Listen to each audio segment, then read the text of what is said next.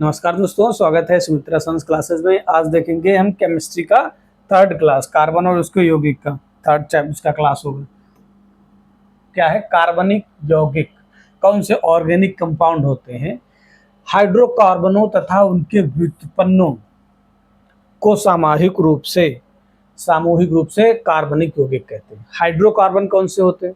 Hydrogen हो और carbon हो। ठीक है, तो आधुनिक रूप से सामूहिक रूप से कार्बनिक यौगिक कहते हैं। इन यौगिकों में कार्बन के अलावा हाइड्रोजन, नाइट्रोजन, ऑक्सीजन, क्लोरीन है, सल्फर और फास्फोरस आदि तत्व भी हो सकते हैं। किसके अलावा? कार्बन के अलावा, इसलिए ये हाइड्रोकार्बन हो गए। ये यौगिक मुख्य रूप से सहसंयोजी कोवैलेंट होते हैं। ये कैसे होते हैं? कोवैलेंट होते हैं। इनका गलनांक तथा क्वथनांक निम्न होता है, लो होता है। कौन से? कार्बनिक यौगिकों का जो गलनांक होता है और क्वथनांक लो होता है। और ये अधिकांशतः विद्युत के कुचालक होते हैं। कौन से? कार्बनिक यौगिक कैसे होते हैं? विद्युत के कुचालक होते हैं। ठीक है, ये कार्बनिक यौगिक हो गए। अब ये कार्बन डाइऑक्साइड, कार्बोनेट और बाइकार्बोनेट आदि में कार्बन उपस्थित होता है, फिर भी इन्हें अकार्बनिक यौगिक माना जाता है क्योंकि इनके रासायनिक गुण भिन्न होते हैं। जो कार्बन डाइऑक्साइड अकार्बनिक यौगिक, अगर पूछा जाए अकार्बनिक यौगिक कौन से होते हैं, तो अकार्बनिक यौगिक में जैसे ये अपवाद है। ठीक है, कौन सा? कार्बन डाइऑक्साइड, कार्बोनेट और बाइकार्बोनेट आदि में कार्बन उपस्थित होता है, फिर भी इन्हें किस में रखा जाता है? अकार्बनिक यौगिकों में रखा जाता है। ठीक है, कार्बनिक यौगिक कौन से हैं? हाइड्रोकार्बनों तथा उनके व्युत्पन्नों को सामूहिक रूप से कार्बनिक यौगिक कहते हैं। इसके अलावा इन यौगिकों में कार्बन के अलावा hydrogen, nitrogen, oxygen, chlorine, sulphur और फास्फोरस आदि तत्व भी हो सकते हैं। ये यौगिक मुख्य रूप से कोवैलेंट होते हैं। इनका गलनांक और क्वथनांक लो होता है और ये विद्युत के कुचालक होते हैं। ठीक है, ये देखते हैं।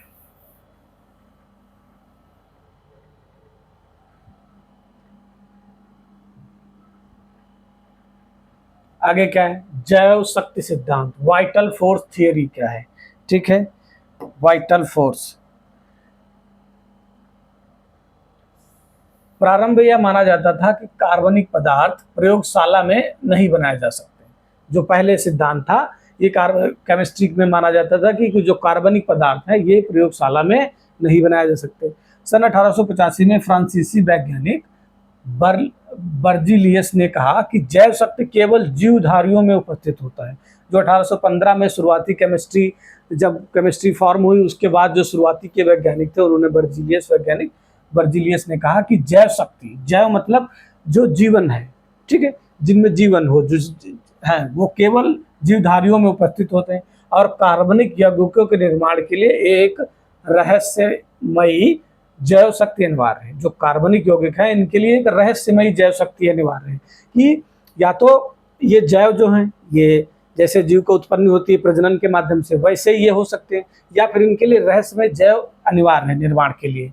ठीक है, तो ये शुरुआत में बर्जीलियस ने कहा। जैव शक्ति का नियम क्या है कि जैव शक्ति केवल जीवधारियों में उपस्थित होती है। और कार्बनिक यौगिकों के निर्माण के लिए, जो कार्बन यौगिक है उनके निर्माण के लिए एक रहस्यमय जैव शक्ति अनिवार्य है। कोई एक जैव शक्ति चाहिए, तभी कार्बनिक यौगिकों का निर्माण हो सकता है। ठीक है, आगे क्या है? सिद्धांत का खंडन। फिर 1828 में इस सिद्धांत का खंडन हो गया। किसने किया? फ्रेडरिक व्हीलर ने प्रयोगशाला में दो अकार्बनिक पदार्थों को, अमोनिया और साइनिक अम्ल को गर्म करके पहला कार्बनिक पदार्थ यूरिया बनाया, NH2Cu NH2। ये क्या है? यूरिया का फार्मूला है।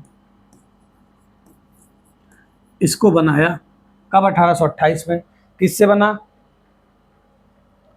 दो अकार्बनिक पदार्थ है, अमोनिया और साइनिक अम्ल को, इसको मिलाकर गर्म करके पहला कार्बनिक पदार्थ यूरिया बनाया, जिससे इस सिद्धांत को आघात लगा। मतलब ये सिद्धांत कैसा हो गया? गलत हो गया कि लैब में भी किसको बनाया जा सकता है? कार्बनिक यौगिकों को बनाया जा सकता है। ठीक है, बाद में कोल्बे ने एसिटिक अम्ल और बर्थोले ने मेथेन गैस बनाकर इस सिद्धांत का अंत कर दिया। बाद में कौन सा बना? एसिटिक अम्ल और मेथेन गैस। जब ये प्रयोगशाला में बन गई तब ये जैव सिद्धांत जो ये था जैव शक्ति सिद्धांत, ये खत्म हो गया, पूरी तरीके से गलत हो गया। पहला क्या था, अमोनिया, यूरिया बना। यूरिया कैसे बना, अमोनिया और सानिक अम्ल को गर्म करने के बाद पहला कार्बनिक पदार्थ यूरिया बना, NH2CO NH2। ठीक है, उसके बाद एसिटिक अम्ल और मीथेन गैस प्रयोगशाला में बनाई गई, जिससे क्या हो साबित हो गया पूरी तरीके से कि कार्बनिक यौगिकों को बनाया जा सकता है, लैब में भी बनाया जा सकता है। और ये जैव शक्ति जो नियम था, सिद्धांत, ये पूरी तरह से गलत है। ठीक है, कार्बन की सर्वतोमुखी प्रकृति श्रृंखला। श्रृंखलन की परिभाषा किसी तत्व द्वारा अपने ही समान अन्य परमाणुओं के साथ जुड़कर, अपने ही समान अन्य तत्वों से परमाणुओं के साथ जुड़कर एक लंबी श्रृंखला बनाने के गुण को श्रृंखलन कहते हैं। कैटेनेशन कहते हैं इसको। ठीक है, श्रृंखलन कहते हैं किसी तत्व द्वारा अपने ही समान अन्य परमाणुओं को, जो तत्व है अपने ही समान परमाणुओं के साथ जुड़कर लंबी श्रृंखला बनाने के गुण को, जो लंबी श्रृंखला बनती है, इस गुण को श्रृंखलन कहते हैं। कैसे, परमाणु एक दूसरे से तत्व जुड़कर बनते हैं, इस श्रृंखलन, जैसे कार्बन कार्बन कार्बन। ठीक है, इस प्रकार से जो श्रृंखलन है, इसी को श्रृंखलन कहा जाता है। परमाणु तत्व जुड़कर श्रृंखला बना रहे हैं, ये हो गई श्रृंखलन।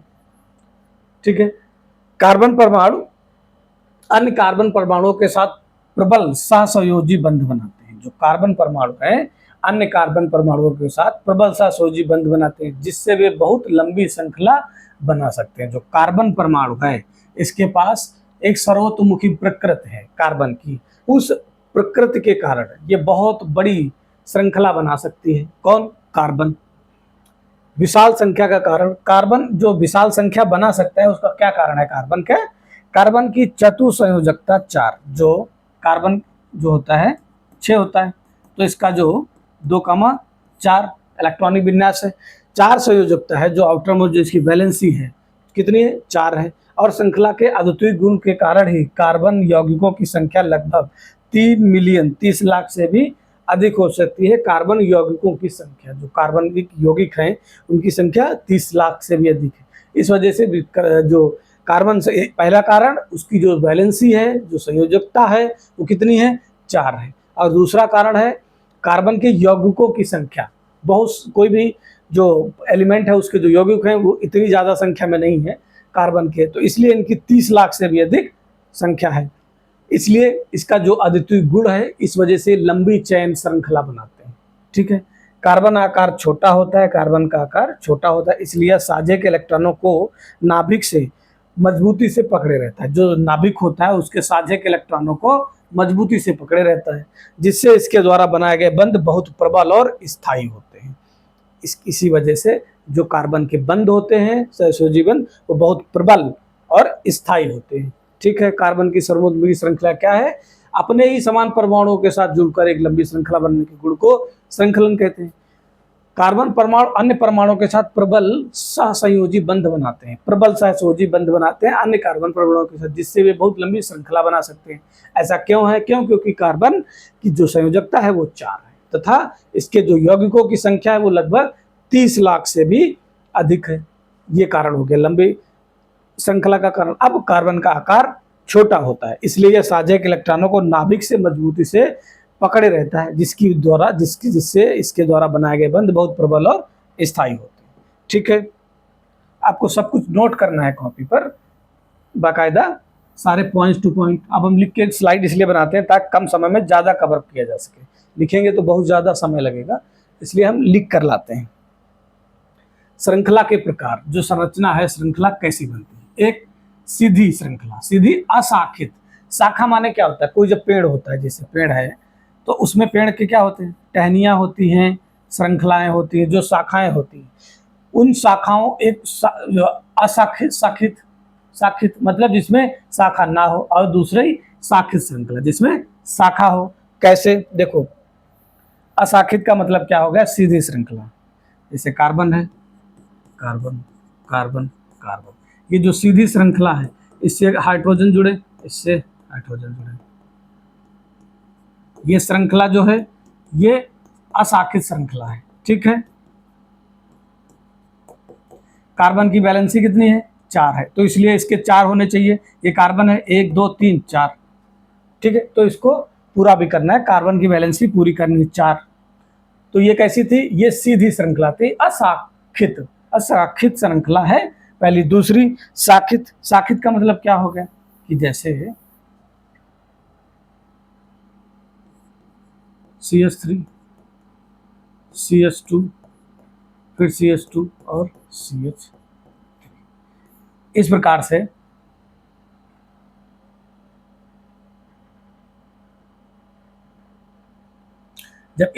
जब इसके कार्बन से कार्बन जुड़ जाएगा, ठीक है, तो जब ऐसे शाखाएं निकलेंगी, या यहाँ पर ऐसे नाइट्रोजन जुड़ गया या कहीं पर ऑक्सीजन जुड़ गया, ऐसे करके जब अलग से जुड़ जाते हैं तो ये जो श्रृंखला हो जाती है, ये कैसी हो जाती है, शाखित श्रृंखला, ठीक है। इसमें शाखाएं आ जाती है, जैसे कार्बन कार्बन जुड़ा है, फिर यहाँ से कार्बन जुड़ गया, फिर उसके बाद इसके साथ हाइड्रोजन जुड़े, इस प्रकार से जो श्रृंखलाएं बनती है उनको शाखित श्रृंखला कहते हैं, ठीक है। तो शाखित श्रृंखला का उदाहरण क्या हो गया, जो शाखित वाले का, जैसे उदाहरण ये लिख लेना है, ये, ठीक है। इस प्रकार से ये शाखित श्रृंखला का उदाहरण हो गया। अगला क्या है, बंद, रिंग, कार्बन परमाणु आपस में जुड़कर एक गोल घेरा, षटकोण बना लेते हैं। जब बंद गोल घेरा बना लेंगे, कैसे,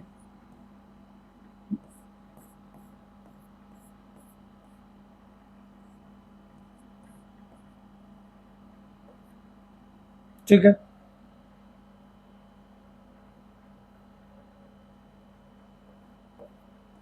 ये जब ऐसे रिंग की तरफ से श्रृंखला बन जाएगी तो उसको क्या बोलेंगे, षटकोण बना लेते हैं, इसको वलय, बंद वलय श्रृंखला बोलते हैं इसको, ठीक है। इस प्रकार से आपकी श्रृंखला हो गई कि कौन सी श्रृंखला होती है।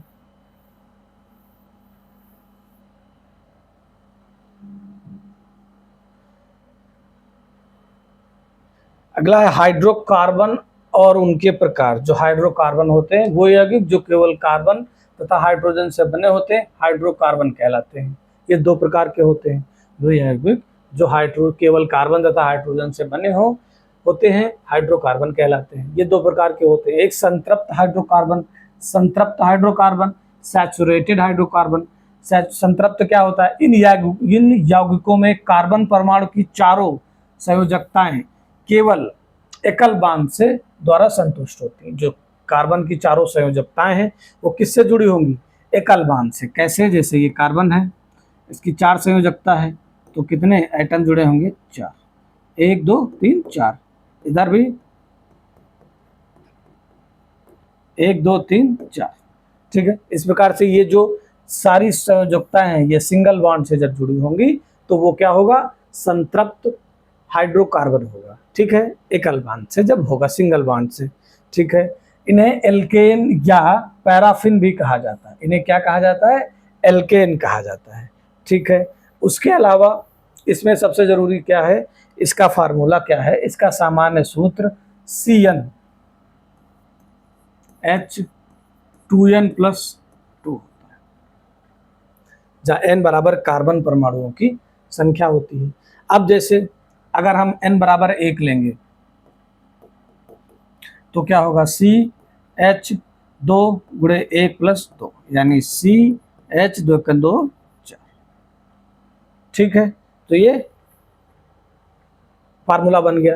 अब हम ये चेक कर सकते हैं कि ये एल्केन है कि नहीं है। ये कैसे चेक करेंगे, हम इस फार्मूले में रखेंगे जो CN है H2N+2। अगर हम जैसे मान लिया कहीं पर लिखा है C2H6, जैसे C2H6 है, ये C2 मतलब क्या हो गया, N बराबर 2 हो गया। कैसे, क्योंकि हम जब देखते हैं CN, जैसे यहाँ पर CN है H2N+2, जो N होगा वही कार्बन, जैसे यहाँ पर N एक लिए तो यहाँ पर क्या हो गया, CH4 एक था। तो वैसे अगर कहीं पर लिखा है C2H6 है, ये एल्केन है कि नहीं, ये कैसे चेक करेंगे, N बराबर 2 ले लेंगे। जब 2 लेंगे तो यहाँ पुट करेंगे C2H2 गुणे 2+2 यानी C2H 2 दूना 4+2 6, C2H6। तो ये क्या हो गया, एथेन हो गया, एथेन हो गया। अब प्रोपेन, मेथ, एथ, प्रो, ब्यूट, पेंट, हेक्स, पहले वाले वीडियो में सब कराया है। अब अगर n बराबर 3 लेना हो तो क्या हो जाएगा, CnH2n होता है, 2n+2, तो C3H 2 गुणे 2, 3 लेंगे, 3 3 गुणे 2, तो C3H क्या हो जाएगा, 3 दूना 6 2 8, ये क्या हो गया, प्रोपेन हो गया।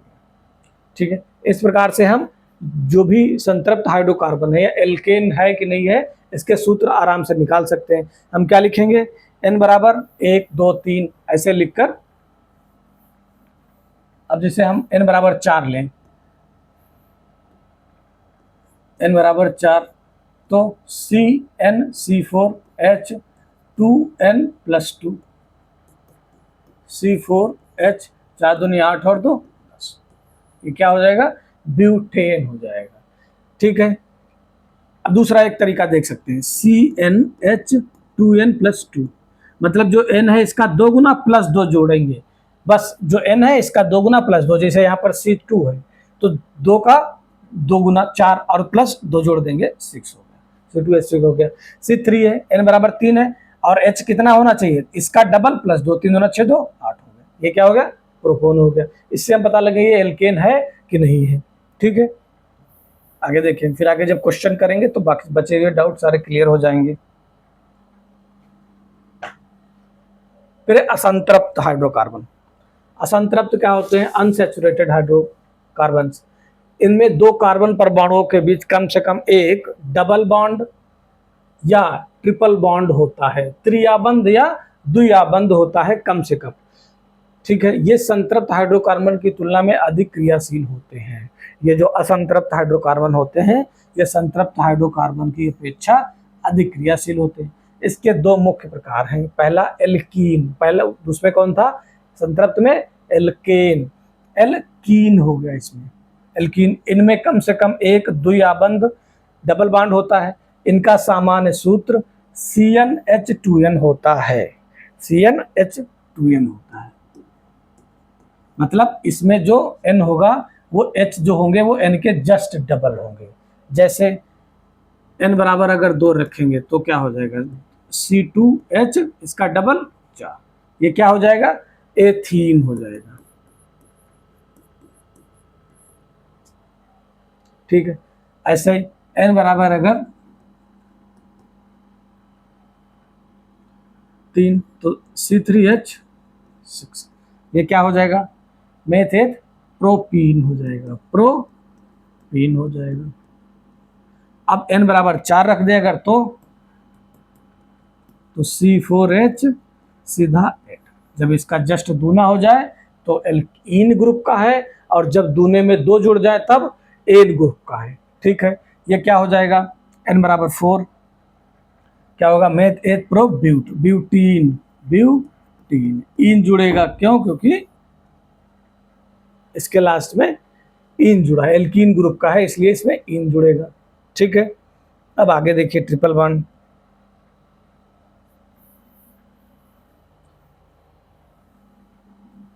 ट्रिपल बॉन्ड क्या कह रहे हैं,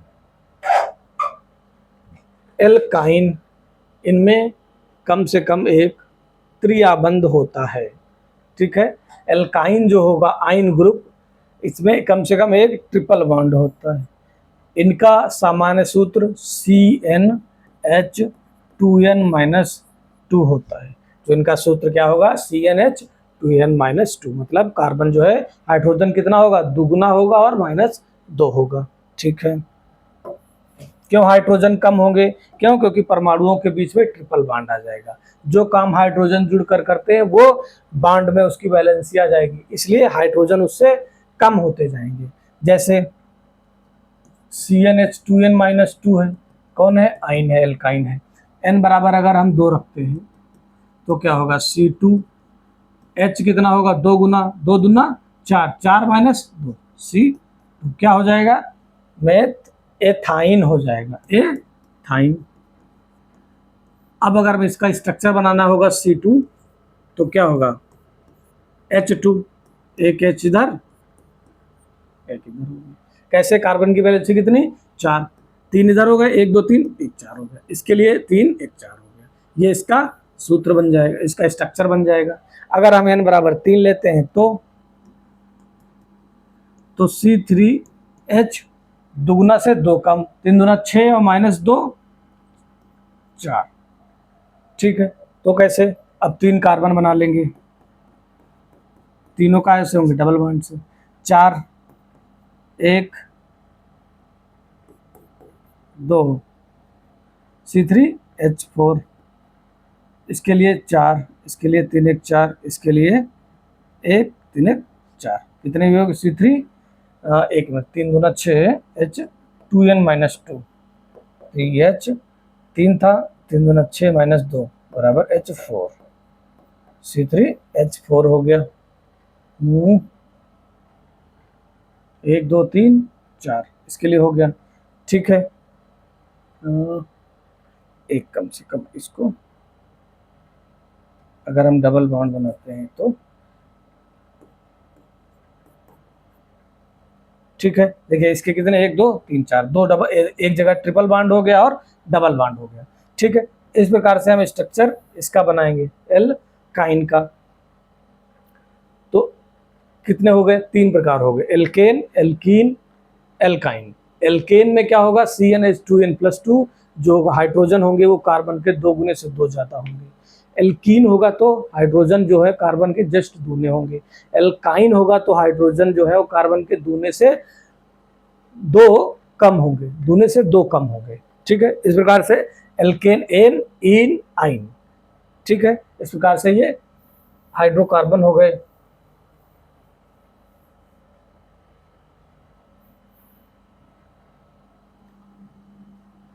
अब चलते हैं कार्बनिक यौगिकों का वर्गीकरण, श्रृंखला के आधार पर किस तरीके से वर्गीकरण किया गया है। ठीक है, वो देखते हैं। कार्बनिक यौगिकों को उनकी श्रृंखला की प्रकृति के आधार पर बांटा गया है। जो श्रृंखला है उनकी प्रकृति जिस हिसाब से है उस हिसाब से बांटा गया है। ठीक है, विवृत श्रृंखला यौगिक, विवृत मतलब ओपन चेन, विवृत खुला हुआ, वृत्त के अनुसार खुला हुआ श्रृंखला, और एलिफैटिक कंपाउंड्स, एलिफैटिक यौगिक, या क्या विवृत श्रृंखला अथवा इसको क्या बोलते हैं, एलिफैटिक यौगिक। ठीक है, इन यौगिकों में कार्बन परमाणुओं की खुली श्रृंखला, सीधी या शाखित, मतलब चाहे सीधी हो या शाखित हो, शाखाओं वाली श्रेणी हो, श्रृंखला होती है। कौन सी, विवृत श्रृंखला है एलिफैटिक यौगिक में। एलिफैटिक शब्द ग्रीक भाषा के एलिफर से बना है, जिसका अर्थ होता है वसा या चर्बी, फैट होता है। इसलिए कहा गया है क्योंकि प्रारंभिक विवृत यौगिक जंतुओं की वसा से प्राप्त होते थे। जो एलिफैटिक यौगिक, फैट, एलिफैटिक, फैट मतलब जो फैटिक से बने थे, जो जंतुओं की वसा से प्राप्त किए जाते थे प्रारंभ में भी, तो इसलिए इनका नाम क्या हो गया, एलिफैटिक यौगिक। उदाहरण के लिए एथेन, एथेन है तो कितना होगा 2, और हाइड्रोजन कितने होंगे 2 से 2 गुना प्लस 2, 4 और 2 6। एन ब्यूटेन, अब कैसे होंगे, सी एन है इसलिए सिंगल बॉन्ड होगा, सिंगल बॉन्ड होगा तो कितने हाइड्रोजन होंगे, 3 होंगे। ठीक है, इस प्रकार से ये एथेन हो गई। ये कैसी श्रृंखला है, ये खुली हुई श्रृंखला है। ठीक है,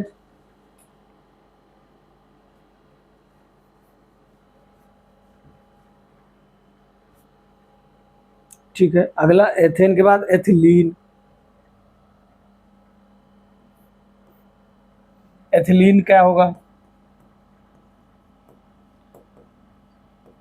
ईन आया, ईन आया, इसका मतलब क्या होगा, इसका मतलब होगा C2H2n, C2, एथ कितना होगा 2, और हाइड्रोजन कितने होंगे 2n होता है फार्मूला 4।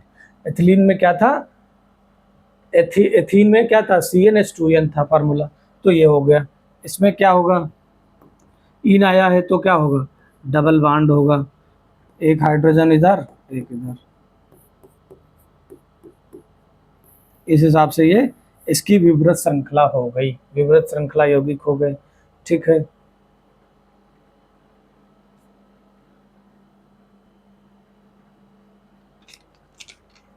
अब एन ब्यूटेन देखते हैं।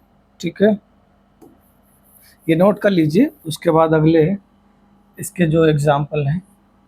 अब जैसे लिखा ब्यूटेन, तो इसका मतलब एथ में मेथ एथ प्रो ब्यूट, ब्यूट मतलब कार्बन कितने होंगे 4 होंगे। एन है, इसका मतलब हाइड्रोजन कितने होंगे चार दूनी 8 और 2 10 होंगे। क्यों? क्योंकि एन का फार्मूला क्या होता है? CnH2n+2। ठीक है, तो ये क्या हो गया? C4H10। ये क्या हो गया? ब्यूटेन C4 4 हो गए। अब H इसकी एन है इसलिए कैसा होगा? सिंगल बॉन्ड होगा।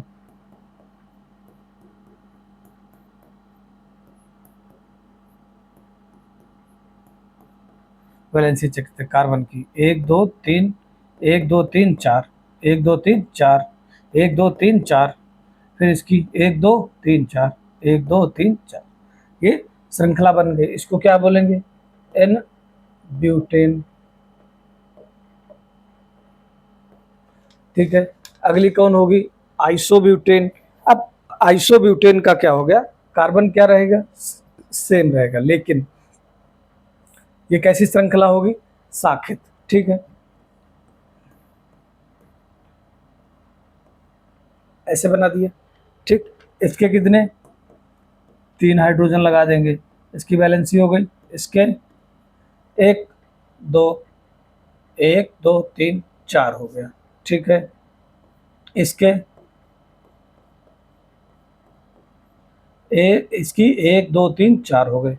इसके इस कार्बन के कितने? 4 हैं कि नहीं? समझो बैलेंसिंग कैसे चेक करेंगे? 1 2 3 4 हो गए इसके, और 1 2 3 4। इस प्रकार से ये क्या हो गई? शाखित श्रृंखला हो गई, ये शाखा वाली श्रृंखला हो गई।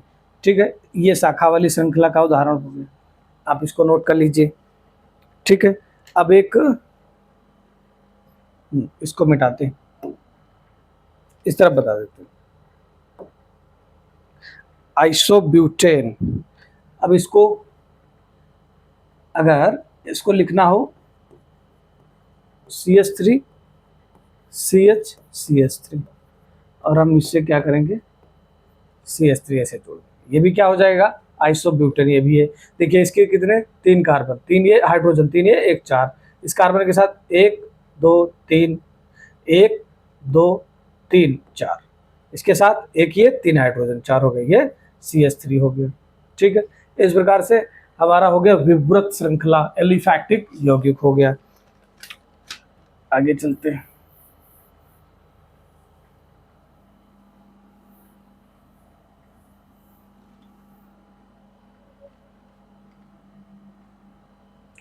संवृत श्रृंखला। विवृत ओपन, ये क्लोज्ड चेन। जो कैसे होती है? संवृत श्रृंखला यौगिक अथवा चक्रीय यौगिक क्या होते हैं ये समझते हैं। वे सभी कार्बनिक यौगिक जिनमें कार्बन परमाणु एक बंद श्रृंखला या चक्र रिंग के रूप में व्यवस्थित हो। या तो श्रृंखला कैसी हो? बंद हो, या कैसी हो? चक्र हो, रिंग, ऐसे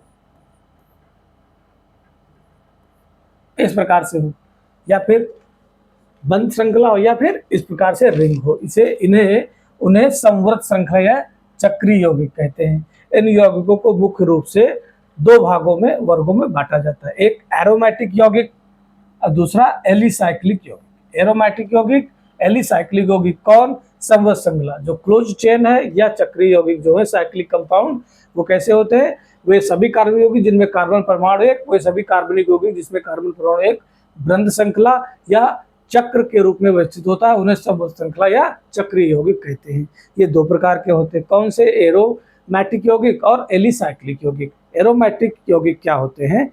इन यौगिकों में एक विशेष प्रकार की गंध होती है। जो एरोमेटिक होते हैं, इनमें एक विशेष प्रकार की गंध होती है।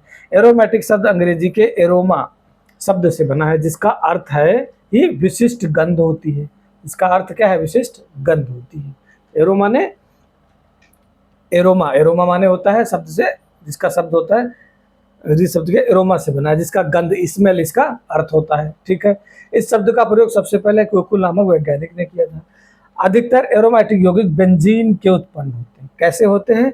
बेंजीन के होते हैं। इनका मूल सदस्य बेंजीन ही है। इसका जो एरोमेटिक है, इसका मूल सदस्य क्या है? बेंजीन है।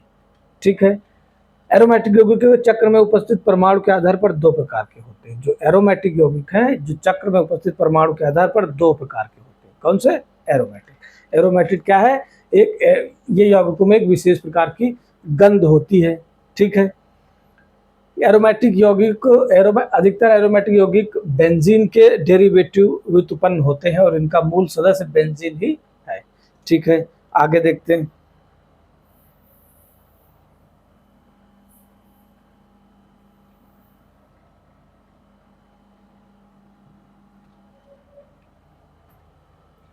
समचक्री या कार्बोचक्री यौगिक, होमोसाइक्लिक या कार्बोसाइक्लिक कंपाउंड। क्या होते हैं? होमोसाइक्लिक और कार्बोसाइक्लिक कंपाउंड होते हैं। ऐसे एरोमेटिक यौगिकों में संवहन श्रृंखला केवल कार्बन परमाणुओं से ही बनती है। ऐसे एरोमेटिक यौगिक में संवहन जो स्पंद श्रृंखला है वो केवल कार्बन परमाणुओं से ही बनती है, तो उसे समचक्रीय कहते हैं। ठीक है, जब सिर्फ कार्बन से परमाणुओं से ऐसी श्रृंखला बने तो उसको क्या बोलेंगे? समचक्रीय। ठीक है, यौगिक कहेंगे। चक्र बनाने में कार्बन के अतिरिक्त कोई अन्य तत्व भाग नहीं लेता है। जो चक्र बनेगा उसमें कार्बन के अतिरिक्त कोई भी तत्व भाग नहीं लेगा। ठीक है, अब जैसे बेंजीन है C2, व्हाट हैपेंड?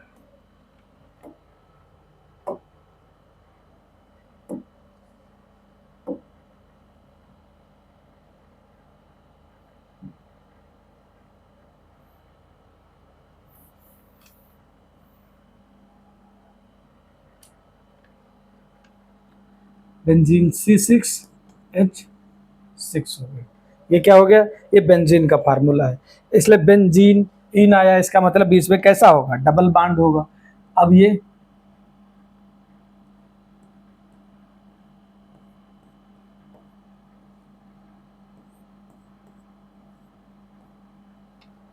ठीक है, इस प्रकार से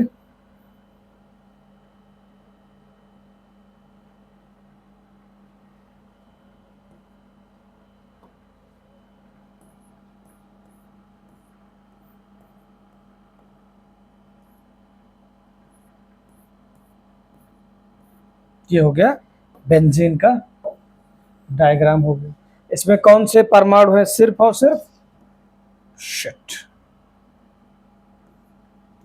ये हाइड्रोजन हो गया, इसके साथ एक हाइड्रोजन हो गया।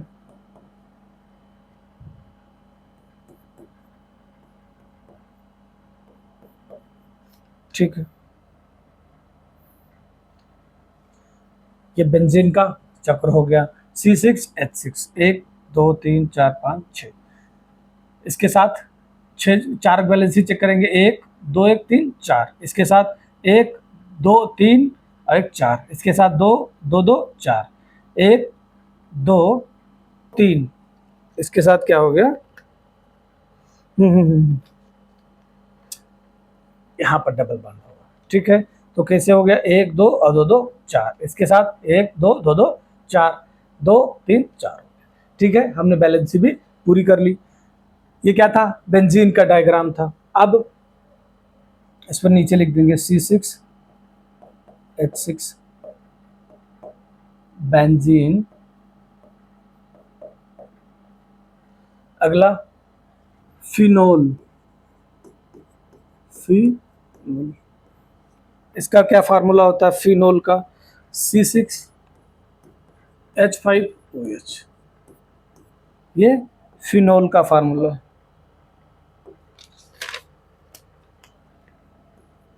ये OH जुड़ गया।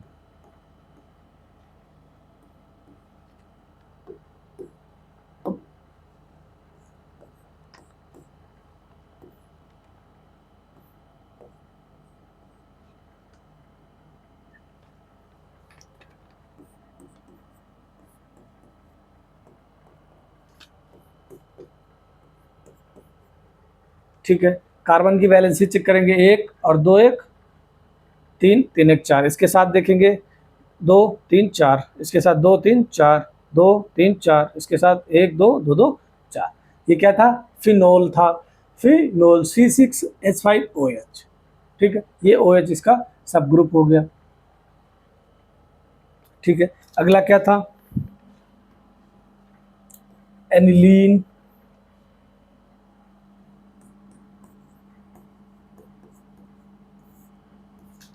एनिलीन का फार्मूला क्या था, क्या होता है, C6H5NH2, C6H5NH2। इसको कैसे बनाएंगे, ऐसे, ये NH2 इधर जुड़ गया, ये C,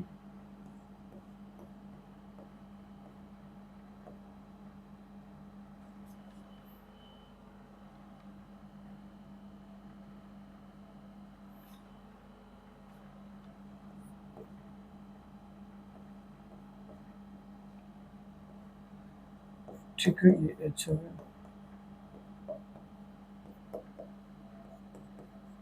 ये एनिलीन हो गया। NH2 C डबल बाड C, फिर ये डबल बाड, इसके जोड़ते हैं, कार्बन की वैलेंसी चेक करते हैं, 1 2 3 4, 2 3 4, 2 3 4, 2 3 4, 1 2 और 2 2 4, इसके साथ 2 2 2 4, ये था एनिलीन। अब टालुइन देखते हैं, टालुइन, इसको रेज करते हैं।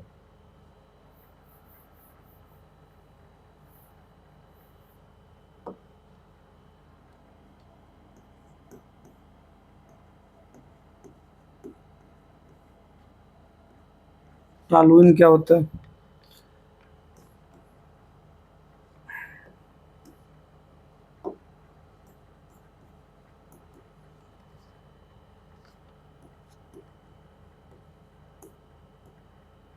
C6H5CH3, ये क्या जोड़ेंगे, CH3,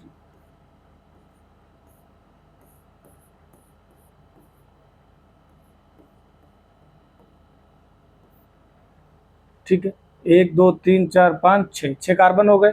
अब हाइड्रोजन जोड़ देंगे,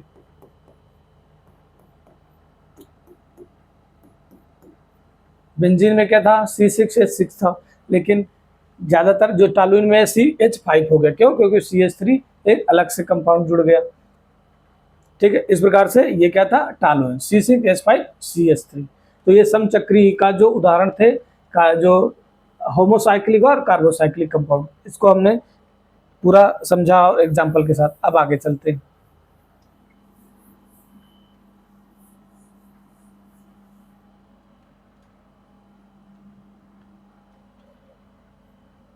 अब क्या है, विषम चक्री यौगिक। अब वो समचक्री था, अब ये कैसा है, विषम चक्री, हेट्रोसाइक्लिक कंपाउंड। जब चक्रीय यौगिक के चक्र में कार्बन परमाणु के अलावा कोई अन्य परमाणु जैसे नाइट्रोजन, ऑक्सीजन और सल्फर भी शामिल हो जाता है, तो ऐसे यौगिकों को विषम चक्रीय यौगिक कहते हैं।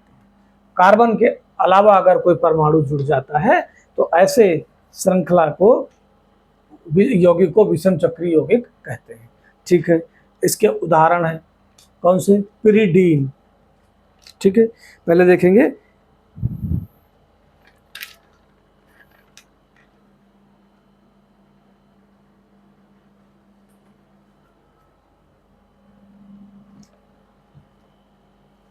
जब चक्र में कार्बन के परमाणु के अलावा कोई अन्य परमाणु जैसे नाइट्रोजन, ऑक्सीजन, सल्फर भी शामिल हो जाए, तो ऐसे चक्र को, ऐसे यौगिक को विषम चक्रीय यौगिक कहते हैं। जैसे पहला क्या है, पिरिडीन,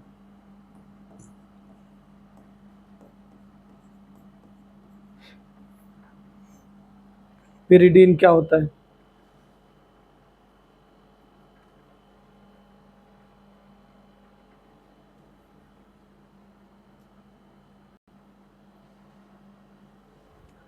पिरिडीन का फार्मूला क्या होता है, C5H5, ठीक है। इसको कैसे बनाएंगे, C डबल बॉन्ड C,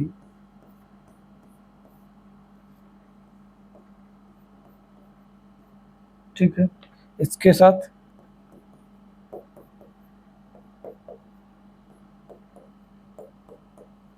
अच्छा 5 हो गए, C5, 1 2 3 4 5, 1 2 3 4 5 हो गया, और ये नाइट्रोजन जोड़ गया, इसलिए क्या हो गया, विषम। चक्र में क्या हो गया, विषम व्यक्ति आ गया, सम के, कार्बन के अलावा, ठीक है।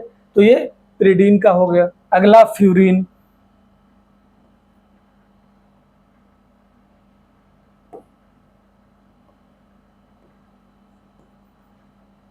फ्यूरॉन,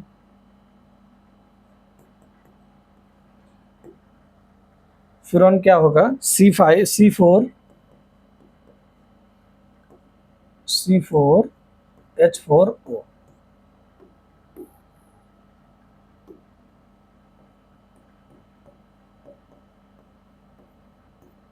कैसे? C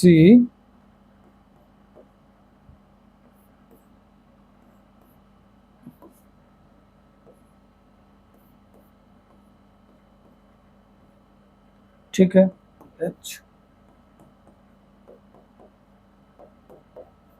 ये फ्यूरान हो गया। इस चक्र में O उपस्थित हो जाता है, परमाणु, O परमाणु उपस्थित हो जाता है। इसमें क्या था, pyridine में N परमाणु उपस्थित हो जाता है। ठीक है, C4H4, तो 2 कार्बन हो गया। इस कार्बन की वैलेंसी चेक करते हैं, 1 2 2 2 4, इसकी 2 3 4, कार्बन की 2 3 4 2 3 4, फ्यूरोन हो गया। अब अगला देखते हैं पाइरोल। पाइरोल क्या क्या है? पाइरोल का क्या होता है? C4H4N, ये पाइरोल का फार्मूला है।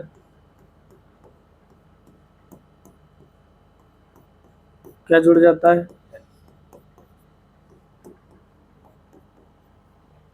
ठीक है, तो ये पाइरोल का फार्मूला, ये उदाहरण हो गया। ठीक है, स्ट्रक्चर अब विषम चक्रीय यौगिक हो गए। अब चलते हैं आगे।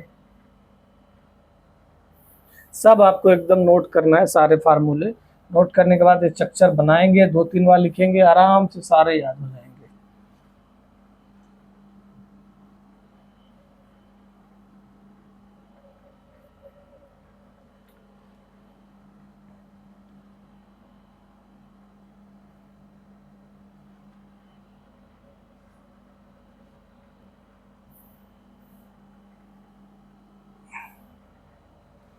एलिसाइक्लिक यौगिक। ठीक है, अगले कौन से? एलिसाइक्लिक यौगिक। एलिसाइक्लिक यौगिक क्या, कौन से होते हैं? समवृत्त श्रृंखला वाले वे यौगिक जिनके गुण एलिफैटिक यौगिकों, खुली श्रृंखला वाले के बिल्कुल समान होते हैं, उन्हें एलिसाइक्लिक यौगिक कहते हैं। समवृत्त श्रृंखला वाले यौगिक जिनके गुण एलिफैटिक, खुली श्रृंखला वाले यौगिक के बिल्कुल समान होते हैं, इन्हें एलिसाइक्लिक यौगिक कहते हैं। 2 शब्दों से मिलकर बना है, एलिफैटिक और साइक्लिक। ठीक है, संतृप्त चक्रीय हाइड्रोकार्बन या साइक्लोएल्केल भी कहा जाता है एलिसाइक्लिक यौगिक को। इस चक्र में उपस्थित परमाणुओं के आधार पर ये सभी 2 प्रकार के होते हैं। ठीक है, कौन से? एलिसाइक्लिक यौगिक। कितने प्रकार के? 2 प्रकार के होते हैं। आइए दोनों प्रकार देखते हैं। एलिसाइक्लिक के जो 2 प्रकार हैं, कौन से हैं? समचक्रीय एलिसाइक्लिक यौगिक, होमोसाइक्लिक एलिसाइक्लिक कंपाउंड्स कौन है? इनमें बंद चक्र केवल कार्बन परमाणुओं से, जो बंद चक्र है वो केवल परमाणुओं, कार्बन परमाणु से मिलकर बना होता है। जो क्लोज्ड सर्किल होता है, जो वो बंद परमाणु, वो कार्बन से मिलकर बना होता है। साइक्लोप्रोपेन, जो साइक्लोप्रोपेन है की संरचना त्रिभुज के आकार की होती है। कैसे? देखो, साइक्लोप्रोपेन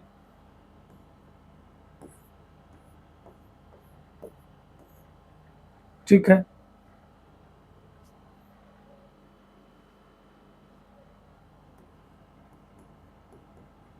दो और 2 4,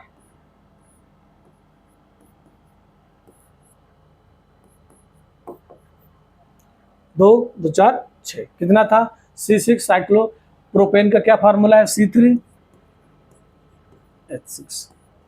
ठीक है, ये कैसा बना? त्रिभुज के आकार का बन गया। ठीक, अब इसको ऐसे बनाना चाहें,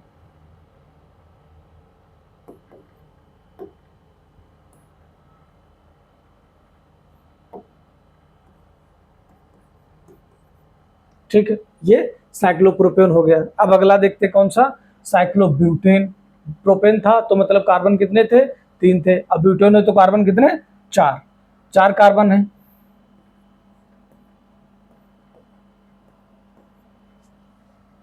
एन है, इसका मतलब सिंगल बॉन्ड है। सिंगल बॉन्ड है तो कितने? 8 हाइड्रोजन।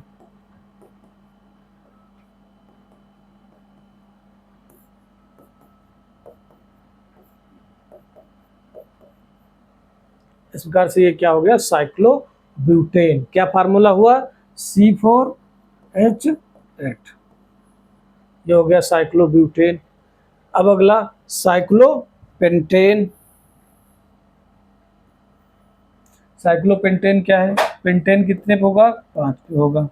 ये कैसी, पंचभुज के आकार की। पंचभुज कैसा होता है,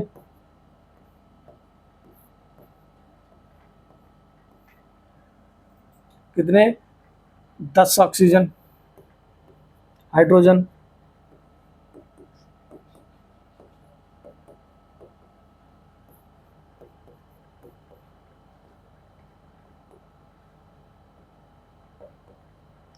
ये कौन सा हो गया, साइक्लोपेंटेन। ठीक है, अब अगला साइक्लोहेक्सेन। हेक्सेन क्या होता है, C6 होगा। C6 हो गया, इसकी संरचना षटभुज जैसी होती है। कैसी, साइक्लोहेक्सेन की षटभुज जैसी।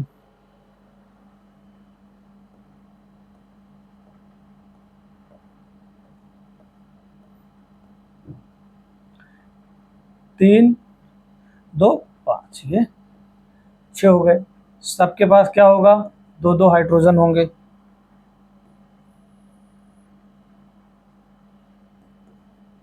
कितने हाइड्रोजन, दो दो।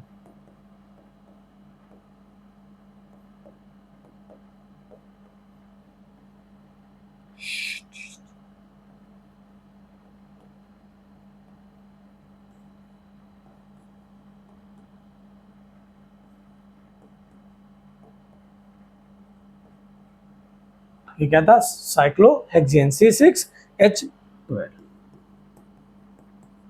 ये कैसी थी श्रृंखला, समचक्रीय एलिसाइक्लिक यौगिक की श्रृंखला थी। ठीक है, आगे चलते हैं। सारा कुछ नोट करना है, उसके बाद 2-3 बार फार्मूले का स्ट्रक्चर बनाएंगे, अपने आप ये सब समझ में आ जाएगा। बस हमें फार्मूला याद रखना है और थोड़ा दिमाग लगाना है कि एल्केन, एल्कीन, एल्काइन, इनेन, आइन वाला नियम याद रखना है। उसी प्रकार हाइड्रोजन ऐड होंगे। अब अगला है विषम चक्रीय एलिसाइक्लिक यौगिक। विषम चक्रीय, इस प्रकार के यौगिकों में संयुक्त श्रृंखला में कार्बन परमाणुओं के साथ अन्य परमाणु भी होते हैं। जो पहला क्या था, समचक्रीय, उसमें सिर्फ कार्बन परमाणु थे। अभी क्या गया, विषम चक्रीय, कार्बन परमाणु के साथ अन्य परमाणु भी होते हैं। टेट्राहाइड्रोफ्यूरान उदाहरण, इसके पंचभुज चक्र में एक ऑक्सीजन परमाणु होता है। टेट्राहाइड्रोथायोफिन, इसके पंचभुज चक्र में एक सल्फर परमाणु होता है। पायरोलिडिन आदि। ठीक है, ये देखते हैं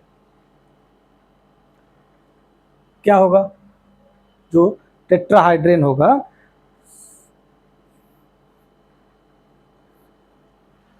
इसका होगा टेट्रा, C4H8, C4O। इसका फार्मूला कैसे स्ट्रक्चर बनेगा, C4,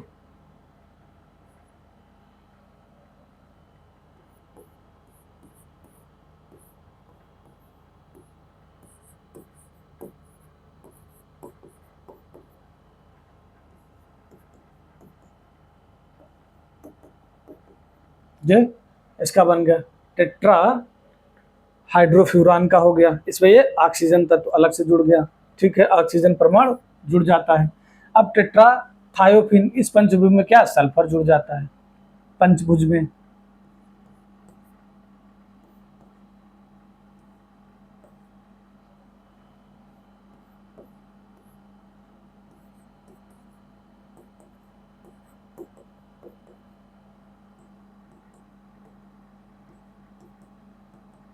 इसका क्या हो जाएगा फार्मूला, C4H8S हो गया।